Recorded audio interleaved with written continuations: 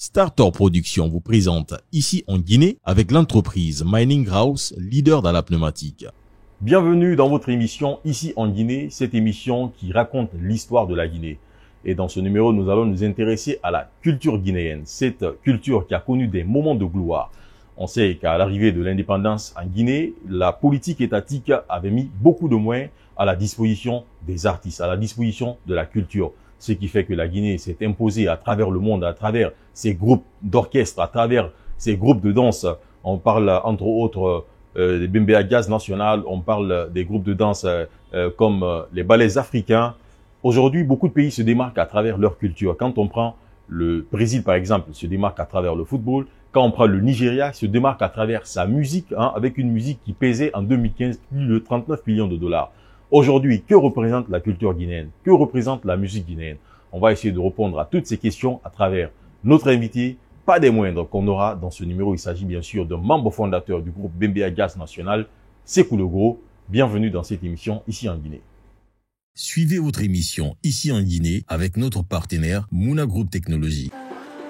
J'ai passé la majeure partie de ma vie à l'étranger, à étudier et à monter des projets. On nous racontait que la Guinée, c'était la famine, la corruption, la guerre, bref, tout un tas de choses négatives. D'ailleurs, il suffit de taper Guinée-Conakry sur Internet pour le constater. C'est peut-être vrai, peut-être faux, mais la Guinée, c'est avant tout un pays magnifique que j'ai pu visiter dans sa totalité grâce à mon entreprise Starter Production. Qui sommes-nous réellement? De quoi est fait notre histoire? Il est enfin temps que nous prenions en main notre destin et que nous la racontions nous-mêmes. Je suis Bassekou Djabi et avec Bambo Girassi, on vous présente Ici en Guinée.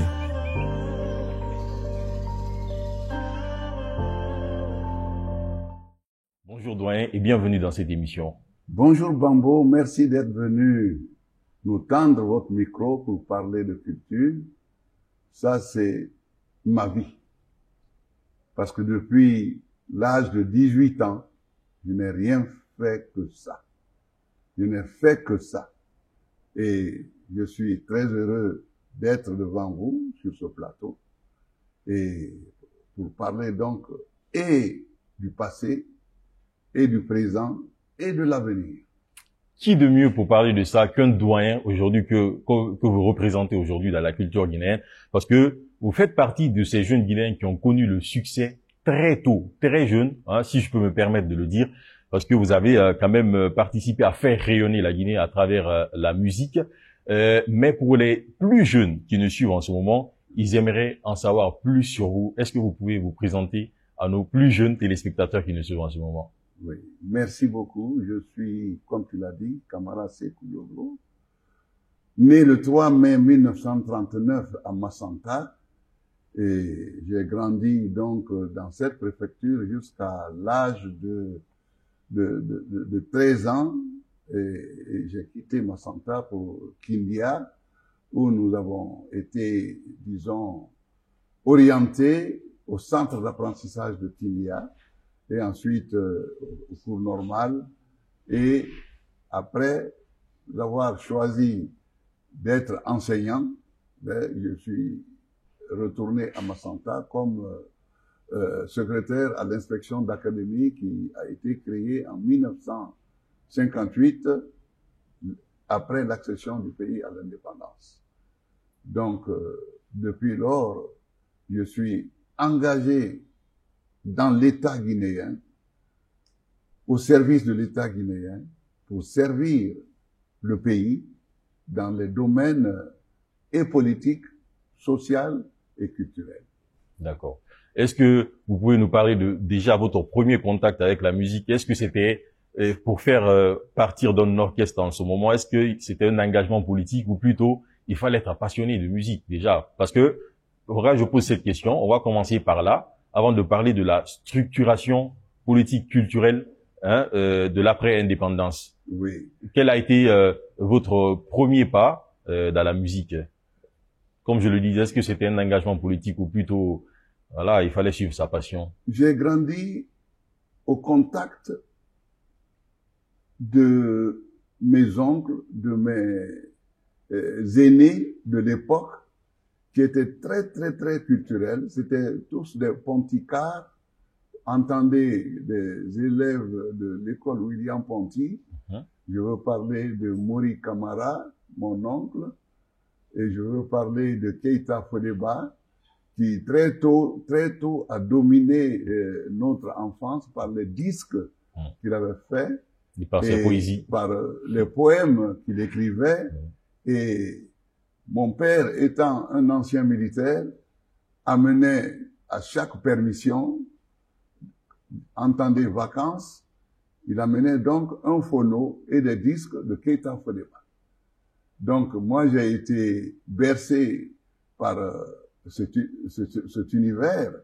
Et chaque fois, mes amis et moi, quand on me rendait visite, je mettais les disques de Keita Fodeba, il y avait ses poèmes, il y avait les chansons de l'époque, et vraiment, j'ai grandi au son de cette musique. Mon oncle Mori Camara, comme tous ses camarades, je veux parler de Mfamara Keita de Kinya, qui a été ministre du Concouré, et je veux parler des autres. Ils avaient tous un instrument de musique à l'époque. Mori, par exemple, avait un accordéon, et Mfamara avait son banjo, et Damantan Kamara, qui a été le premier président de l'Assemblée nationale, avait un saxo, ainsi de suite. Donc, c'est vous dire que j'ai eu la chance très tôt d'être au contact de la musique. Eux, ils jouaient à leur moment de loisir, les week-ends, et ils animaient les bals les samedis à Massanta. Et nous, évidemment, nous étions autour d'eux pour faire des petits travaux d'aménagement des salles, et ainsi de suite. Vous voyez l'univers dans lequel j'ai grandi. Donc, je rends hommage à ces aînés aujourd'hui, qui pour la plupart ne sont plus de ce monde, et que Dieu leur accorde le paradis. Amen. Donc, je leur dois l'inspiration que j'ai eue de m'engager dans la musique, quand Ahmed Sékou Touré a donné l'ordre par la volonté politique qu'il a eue de ne plus entendre dans ce pays des chansons françaises et des danses françaises. Parce que nous avons une culture riche avec un folklore très diversifié au niveau des 4 régions naturelles. Et donc, il a dit, l'indépendance acquise, nous sommes souverains. Eh bien, montrons que nous sommes souverains, qu'on peut se passer de la culture des autres, que nous pouvons mettre en valeur nos danses du terroir, qu'on peut mettre en valeur les chansons de nos régions, qu'on peut mettre en valeur tout ce que nous avons comme mode d'amusement. Aujourd'hui, il y a une question de remise. Bon, il y a une problématique de remise en question parce qu'il y a d'autres influences aujourd'hui sur notre culture, même si elle n'est pas perceptible directement. Il faut quand même beaucoup observer pour savoir qu'il y a assez d'influence sur nos cultures. On peut le remarquer dans les mariages, on peut le remarquer par les musiques écoutées à travers les jeunes. Et puisque vous parlez du temps d'Ahmed Sékou Touré, la culture guinéenne a existé bien avant l'indépendance. Mais après l'indépendance, on comprend quand même à travers l'histoire qu'on nous raconte qu'il y avait une grande politique culturelle bien structurée en place. Qu'est-ce que vous pouvez nous parler de cette politique culturelle qui a permis à la Guinée de se hisser haut à travers sa culture? Merci de cette question. Dès après la proclamation de l'indépendance, il fallait d'abord organiser comment on appelle ça, le bal d'ouverture pour introniser le président de la République. Le président de la République, le 2 octobre, a voulu danser au son d'un orchestre, disons, moderne. Les orchestres modernes qui étaient à Conakry à l'époque ne jouaient que de la musique française. Il y avait Harmonie Jazz, Harlem Jazz, il y avait la symphonie, Jovial Symphonie, que dirigeaient les doyens qui ne sont plus de ce monde, Keleti et Tamborini par exemple, lui il a grandi, les Sanoussi. Donc, tout ceci avait des orchestres. Mais Ahmed Sékou Touré a dit, je ne danserai pas au son de vos musiques, parce que je suis désormais indépendant. Et nous allons danser au son de la musique africaine, notre folklore. À l'époque, notre folklore n'étant pas prêt, il a demandé à Kwame Nkrumah d'envoyer l'orchestre du Ghana, le Tempos Band. Le Tempos Band qui est venu parce que eux, indépendants depuis 57, ils ont eu le temps de lancer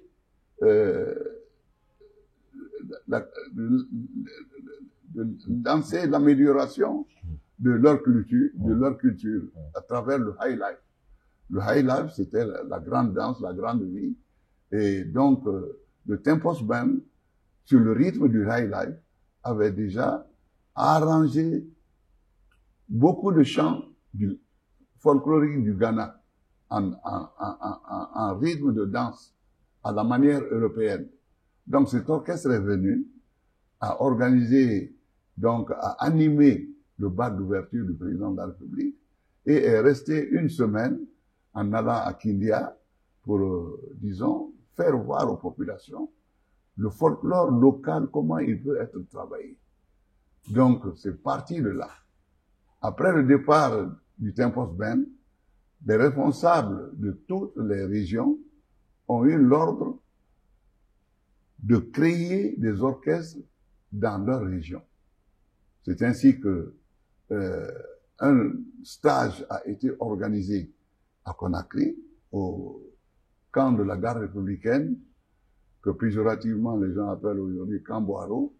Donc, 6 jeunes de chaque préfecture ont été choisis pour suivre ce stage pendant 6 mois. Donc, au retour dans leur région, les orchestres ont été créés, les orchestres régionaux ont été créés, et les jeunes là, avec ceux qui avaient la volonté de s'engager dans la musique, qui avaient le don, qui avaient des intuitions, donc tout le monde donc s'est approché de l'orchestre et les orchestres ont été créés. Pour Beila, par exemple, moi je suis pas venu à Beila en tant que musicien, mais affecté à Beila en tant que secrétaire à l'inspection de l'académie de Beila, et j'ai reçu, et avec mon mandat de membre du comité régional de la JRDA, entendez, Jeunesse de la Révolution démocratique africaine. C'est cette structure qui était dans tout le pays, qui encadrait toute la jeunesse, dans tous les domaines, les sports et musique, ainsi de suite. Danse et tout. Ça veut dire qu'il y avait une vraie structuration, mais ça veut aussi dire que le pouvoir en place à cette époque a mis les moyens à la disposition de la culture guinéenne. Mais bien sûr, tout était étatisé et c'est l'État qui prenait en compte les charges pour maintenir tous ces jeunes dans cette dynamique-là.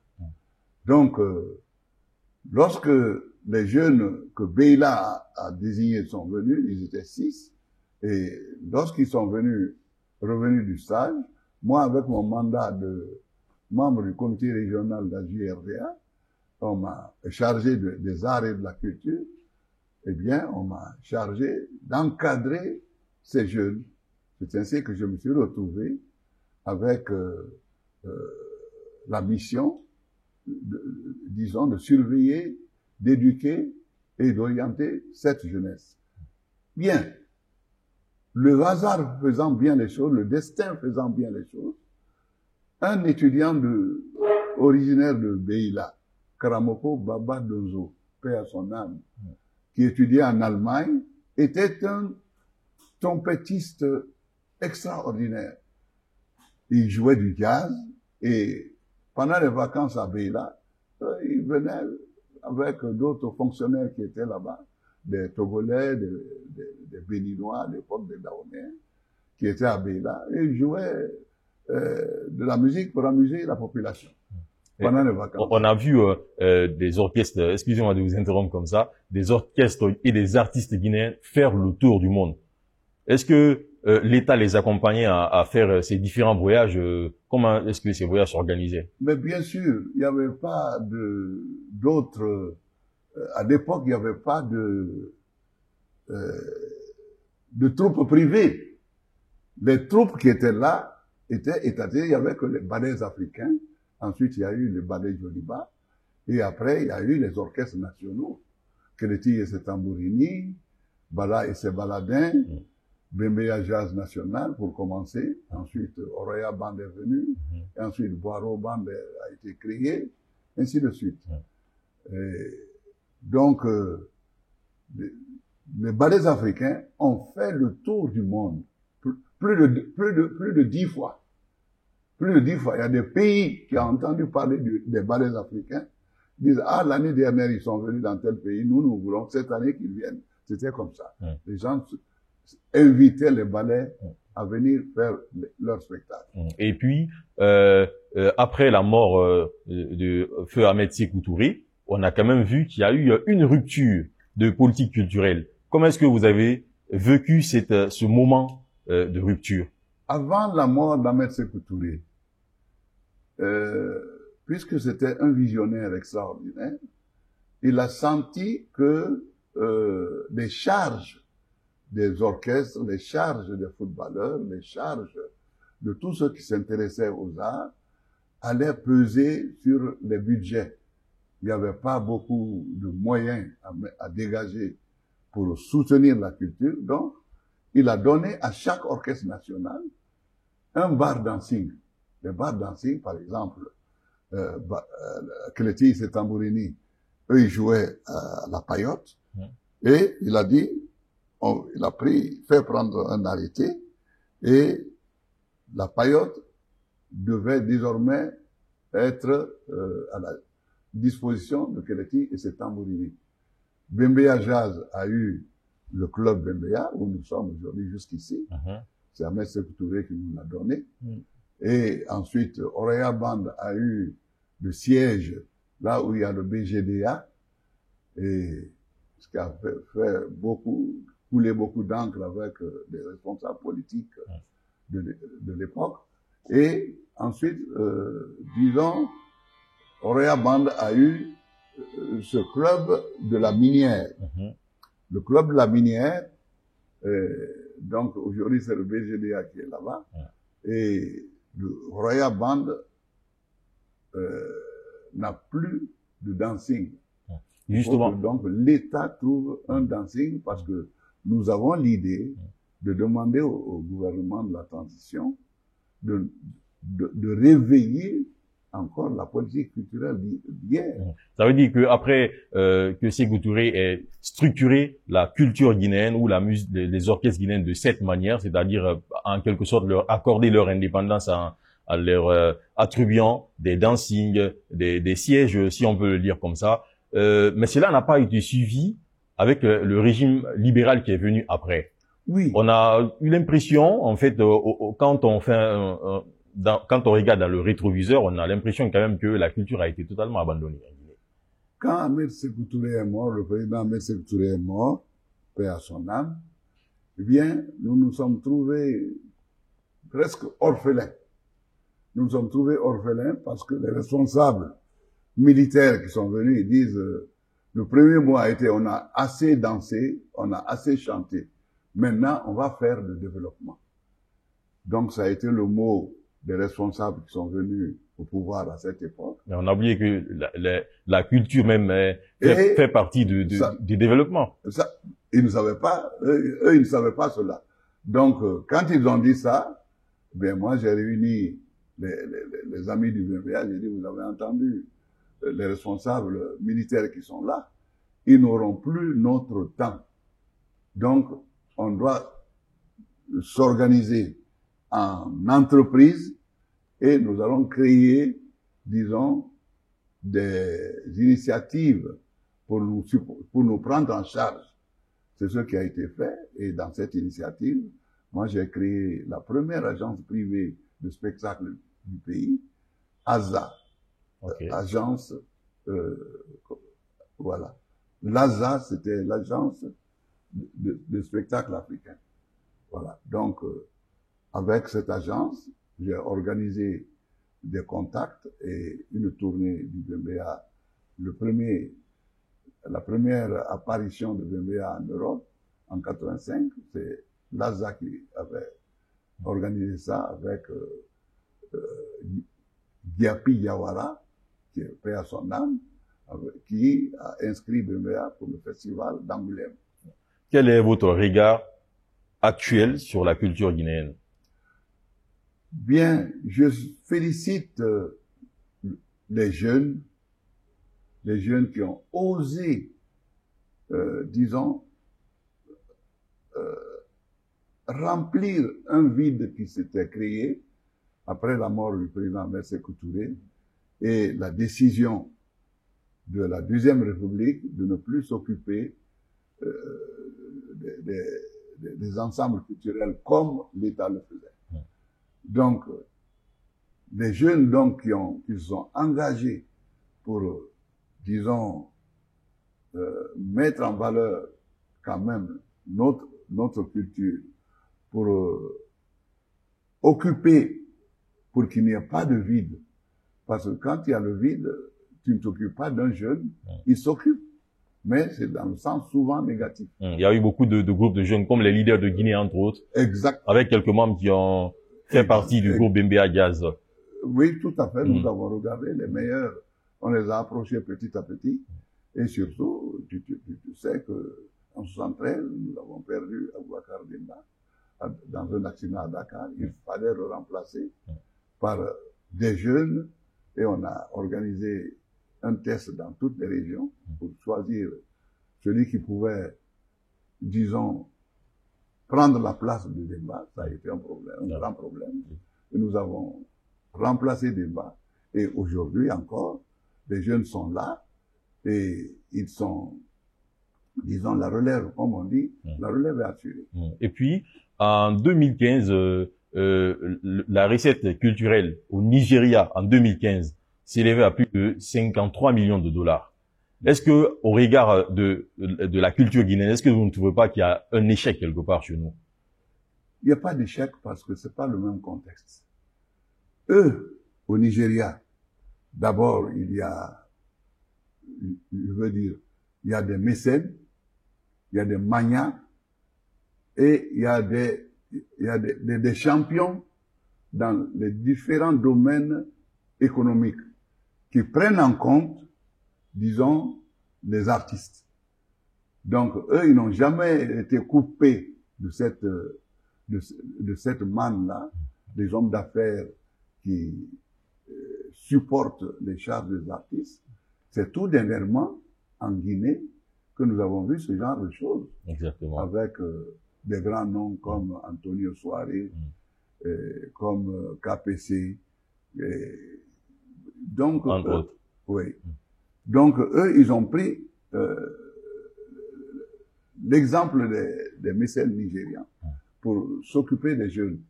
Mais, qu'à cela ne tienne, l'État, petit à petit, se rend compte que la culture est l'âme de tout un peuple. On ne peut pas abandonner la culture. On ne peut pas abandonner la culture. Aujourd'hui, excusez, aujourd'hui, parce qu'il faut aller un peu vite parfois, aujourd'hui, il y en a qui disent, on a des jeunes artistes qui cartonnent bien en ce moment. Je veux citer les Azaya, je veux citer les Manamba Kanté, ils sont nombreux. À cartonner, à aller au Mali faire des concerts, aller en Côte d'Ivoire faire des concerts, et un peu partout dans le monde. Mais d'aucuns pensent qu'il y a trop d'influences extérieures sur leur musique, qui ne sont pas de la musique originale. Quel est votre regard sur la musique guinéenne actuelle pour ces jeunes comme les Azaya, les Manamba, entre autres, pour ne citer que cela? Oui, c'est-à-dire que les jeunes ont raison de s'engager dans cette voie. Mais, quelque part, quand ils arrivent à certaines étapes de leur création, ils sont obligés de se référer au folklore local. C'est pourquoi vous voyez dans certaines de leurs chansons des reprises des chants du répertoire du Bembeya, des chants du répertoire des anciens orchestres nationaux. Donc, eux, à leur manière, ils s'intéressent à la culture nationale en copiant l'orchestration des arrangements, du folklore, des sons tirés de la world music, comme ils l'appellent. Donc, il faut les féliciter. Ça veut dire que vous suivez beaucoup la musique guinéenne en ce moment? Absolument. Tout ce qui se passe comme, disons, attrait à la musique, ça m'intéresse. Okay. Vous pensez que nous sommes sur la bonne voie? Nous sommes sur la bonne voie. Nous sommes sur la bonne voie, étant donné que l'État, depuis la fin de la Deuxième République, a commencé à organiser les festivals. Et lorsque tu suis ces festivals, tu tires le chapeau à la jeunesse. Tu tires le chapeau au gouvernement. Parce que finalement, ils ont compris qu'on ne pouvait pas abandonner la culture, qu'on ne peut pas abandonner la culture. C'est s'abandonner soi-même. Donc, des grands organisateurs sont passés au ministère de la Culture et d'autres ont pris le flambeau. Et d'année en année, nous assistons à ces festivals qui attirent beaucoup de monde, qui mettent en lumière le folklore local qui est travaillé par les jeunes. Et ce qui manque à nous autres, anciens des orchestres nationaux, on n'a pas eu de manager. On n'a pas eu de manager, c'est pourquoi vous citez l'exemple du Nigeria, qui a commencé, parce que nous, en 77, nous étions au Festac C27 à Lagos, et Fela nous a invités à son club. Nous sommes allés jouer là-bas, et son manager s'est présenté à nous, ainsi de suite. On a vu déjà que ce n'était pas abandonné à eux-mêmes, les artistes entre eux. Parce que les artistes ne peuvent s'occuper que de création. Ils ne peuvent pas se vendre. Le génie ne peut pas se vendre. Il faut quelqu'un d'autre pour vendre le génie.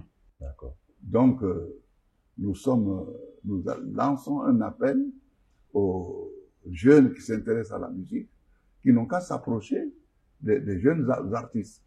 Mais on entend souvent des cris entre eux, c'est normal, c'est inhérent au domaine de l'argent, parce que là, quand ça génère de l'argent, évidemment, il faut qu'il y ait un partage équitable, une gestion saine, ainsi de suite.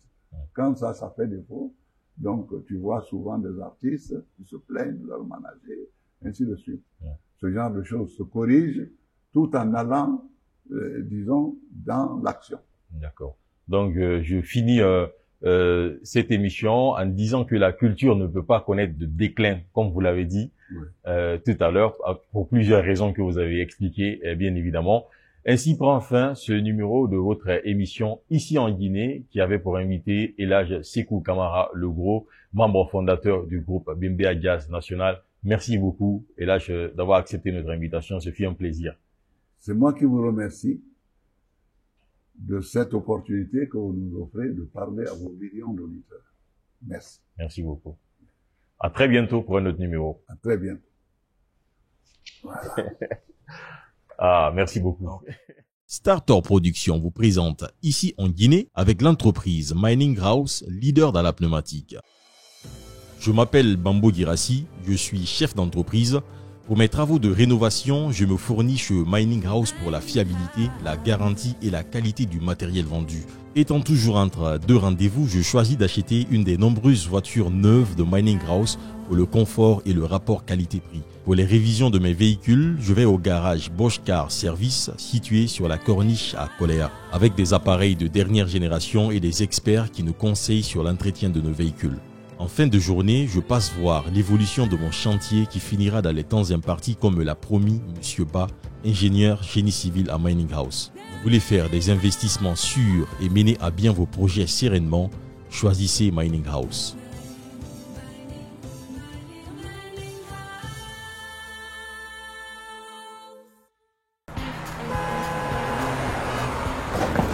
Excusez-moi. T'inquiète, c'est pas grave.